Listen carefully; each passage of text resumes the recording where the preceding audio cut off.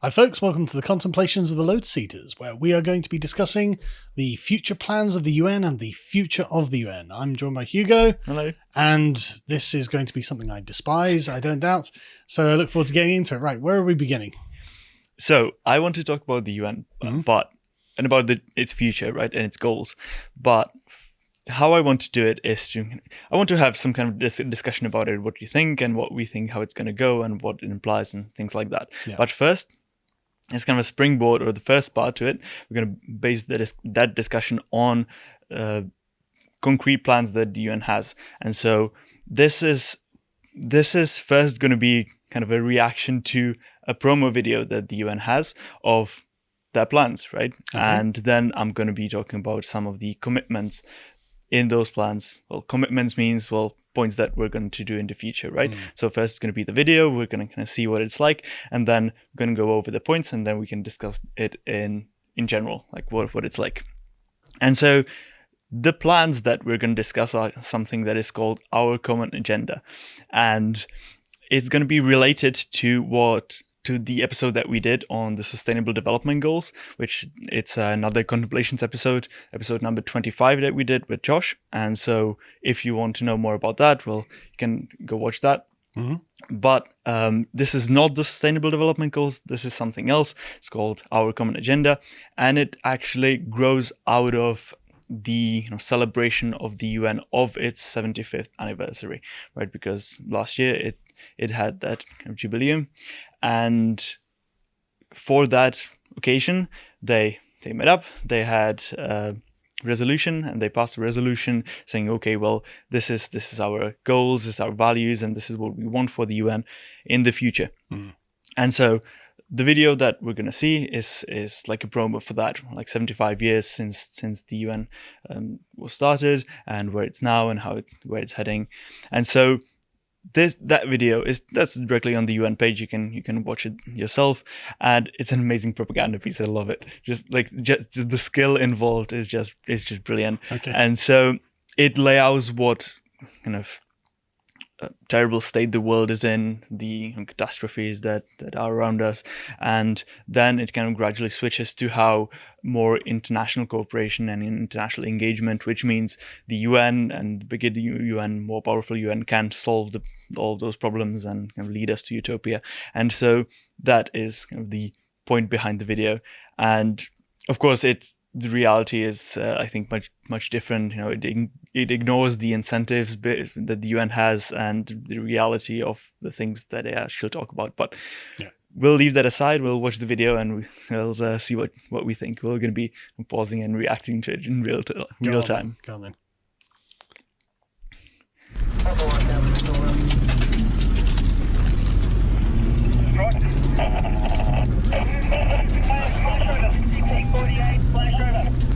Our world is facing unprecedented challenges.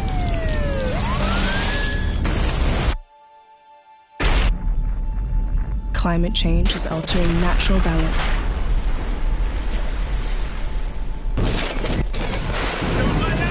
And our precious wildlife is struggling to survive.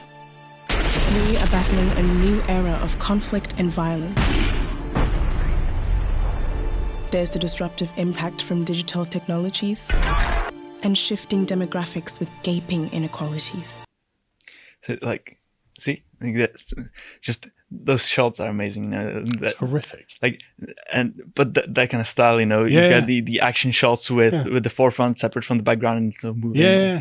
But the whole thing, I was just paying attention. Okay, so there's a typhoon in Indonesia or something. Mm-hmm. Yeah, there always has been. There's never been a time that hasn't happened. There's a polar bear stuck on a bit of ice. Yeah, there's always polar bears on bits of ice. The polar bear population has been booming, apparently, because it's been made elite. No. I looked this up because there was thinking, oh, look at these poor polar bears. And it's like, no, this was one polar bear that was starving, because these things happen. But it's not a reflection of the polar bear population. It's actually booming. But you don't hear that because, of course, that goes against the narrative that all of the species of the earth are dying off because of climate change and all this sort of stuff.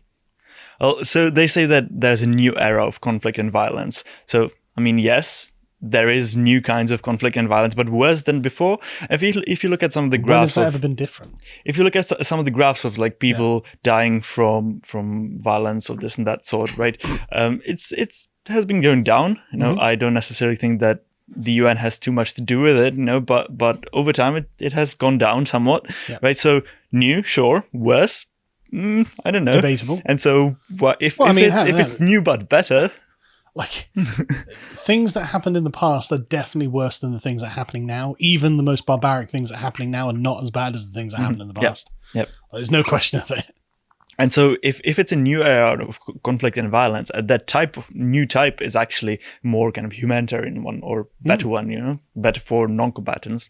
In some ways, definitely. I don't know. They say that there's a disruptive impact from digital technologies, right? So sure, but disruptive, that's usually in a good way meant, right? Thought you were progressive. Yeah. But also it doesn't mean like people have access to technologies and they make their lives easy, and we have like nice things, we have these reflectors, and everything. So this is like, isn't that a good thing? So why would you position that message in the middle of pictures about war and stuff like that, right? Sort of a Luddite message, isn't it? Oh, this new technology, you must break it. And I don't even think that was necessarily their point here. I'm not really sure. I just find it interesting that they put it there like that.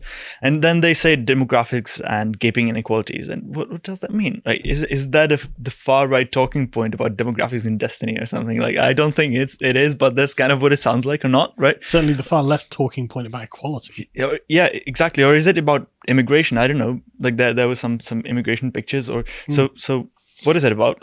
Maybe it's just signaling. Probably it's just signaling, but I get the feeling, though, the way this has been put together, I mean, as you said, it's masterful propaganda. Because really, at the end of watching that first 45 seconds, all I'm thinking of is, oh my God, catastrophe, bad things. They're closing in around me. Everything's going horribly. And then you just look outside and it's just crickets, isn't it? It's like, yeah. Right, yeah. We'll go on. Now, a global epidemic is reshaping our world as we know it. We are at a crossroad at a time when our world seems so divided. Our world is struggling to breathe.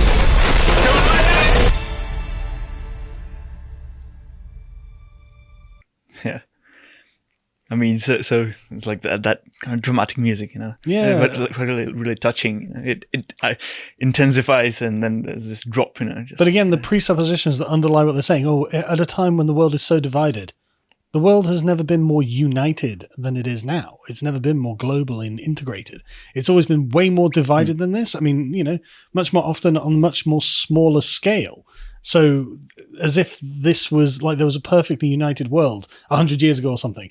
And, but look, it's all falling apart now. So it's a call to action. But they say that it seems so divided, so there might be a twist later. Oh, that's a good point. Yeah, it does seem that way, especially if we put all, here's a picture of a polar bear and a jihadi and a natural disaster. And, look at that. It seems terrible. Right, yeah. For the United Nations 75th anniversary, we set out to ask the world, what are your hopes for your future? I wasn't asked. Exactly. So a lot of people weren't asked. That's the one thing. But my point here is, if it's the 75th anniversary of the UN and the world is as terrible as they say in the first minute or so, how do we hold the UN accountable for all of this destruction they have wrought? What does that say about the UN if the world is so as terrible as it is, right? Is the UN making it worse? Well, I don't know. But they haven't said that they aren't. Exactly. And so if let's say that they are making it worse, and then this says a lot about the UN, well, when they say, what are your hopes for the future? Well, is that a threat? They've shown me a minute of these apocalyptic images, and then, what are your hopes for the future? Are you going to give me your money or not? Exactly. Please don't shoot. Come on. Here's my wallet. Come on. Calm down. Yeah, let's go. If you could choose one thing to say to the UN, to world leaders about the future, what would that be? In January 2020, the United Nations launched a global initiative to have the world's largest conversation on the future we want. Discussions have taken place in all settings, from classrooms to boardrooms, parliament to village halls across the world, in order to reach as many people as possible. The United Nations listened, and the world spoke. Yeah. So, see? I just can't even imagine that there's going to be one, not even one commonly agreed thing. So the Chinese communists are going to say this, the Islamists running across North Africa are going to say something else, and I'm going to say, please leave me alone to grill. So exactly. And I mean, I want to like talk about this a little bit more because this is a great example of the power of the agenda setter. That's something that the elite theorists, right? People who criticize democracy based on their position that real democracy can never exist because it's always an oligarchy, but disguised in some ways. There's the iron law of oligarchy is a thing. And so they say that the agenda setter, the power of the agenda setter is really important whenever you have like a debating thing, right? So if you have parliament, well, it matters what gets discussed in the parliament, who chooses what gets discussed in the parliament, and how, and who gets to speak and for how long and under what circumstances, things like that, right?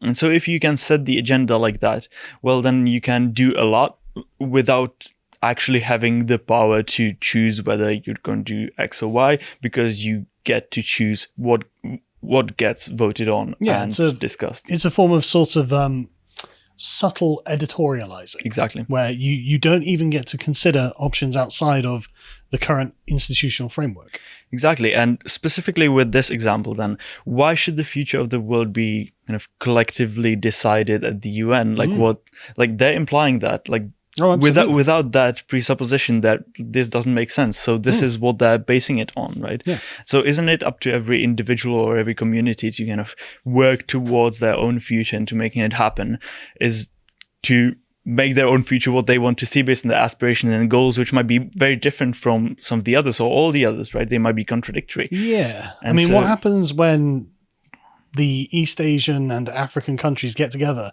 and vote against women's rights? Or vote against the UN. To watch the full video, please become a premium member at lotuseaters.com.